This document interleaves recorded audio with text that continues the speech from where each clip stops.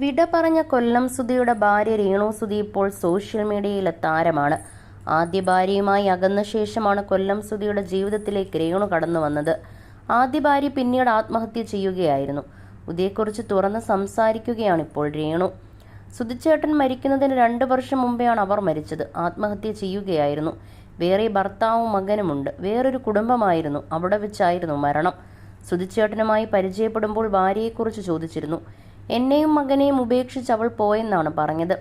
കിച്ചുവിന് 16 വയസ്സുള്ളപ്പോഴാണ് മരിച്ചത്. അവരുടെ ആത്മാവിന് വേണ്ടി പ്രാർത്ഥിക്കാറുണ്ട്. കിച്ചുവിന് 1.5 വയസ്സുള്ളപ്പോൾ അവർ വേർപിരിയേണ്ട ഘട്ടത്തിലായിരുന്നു. 3.5 വയസ്സുള്ളപ്പോൾ പൂർണ്ണമായും പിരിഞ്ഞു. അവർ മരിച്ചെന്നറിഞ്ഞപ്പോൾ സുധിച്ചേട്ടൻ്റെ പ്രതികരണം ഓർക്കുന്നുണ്ട്. ഞാനും സുധിച്ചേട്ടനും വണ്ടി ഓടിക്കുന്ന പയ്യനും എൻ്റെ ബെസ്റ്റ് ഫ്രണ്ടിനെ കാണാൻ മാളിൽ പോകുകയാണ്. അതുവരെ ഹാപ്പി ആയിരുന്ന സുധിച്ചേട്ടൻ വല്ലാതെയായി. എന്നെ കാണിക്കുന്നില്ല, എന്നെ നോക്കുന്നുണ്ട്. സുധിച്ചേട്ടൻ കരഞ്ഞോ എന്ന് ഞാൻ പറഞ്ഞു. പകൽ മുഴുവൻ പിടിച്ചു നിന്നു. രാത്രിയായപ്പോൾ എൻ്റെ അടുത്ത് വന്നു കരഞ്ഞു. വിഷമിക്കാതെ നമുക്ക് പോകാമെന്ന് ഞാൻ പറഞ്ഞു. പോകണ്ടെന്ന് അദ്ദേഹം പറഞ്ഞു. ആദ്യ ഭാര്യയുടെ വീട്ടിൽ നിന്നും സുധിച്ചേട്ടനെ ഒരിക്കലും കോണ്ടാക്ട് ചെയ്തതായി അറിഞ്ഞിട്ടില്ല. രണ്ടാമത് വിവാഹം ചെയ്ത ശേഷം അവർക്ക് ജനിച്ച മകനെ കൊച്ചിയിലെ സുധിച്ചേട്ടനെ കൊണ്ട് കാണിച്ചിരുന്നു. ഭാര്യയും ഭർത്താവും കൂടെ വന്ന് സുധിച്ചേട്ടനെയും കിച്ചുവിനെയും കൊണ്ട് കാണിച്ചെന്നാണ് അറിഞ്ഞത്. കിച്ചുവിനെ കാണാൻ ഇടയ്ക്ക് സ്കൂളിലൊക്കെ വന്നിരുന്നു. സുധിച്ചേട്ടൻ മാറി നിൽക്കും.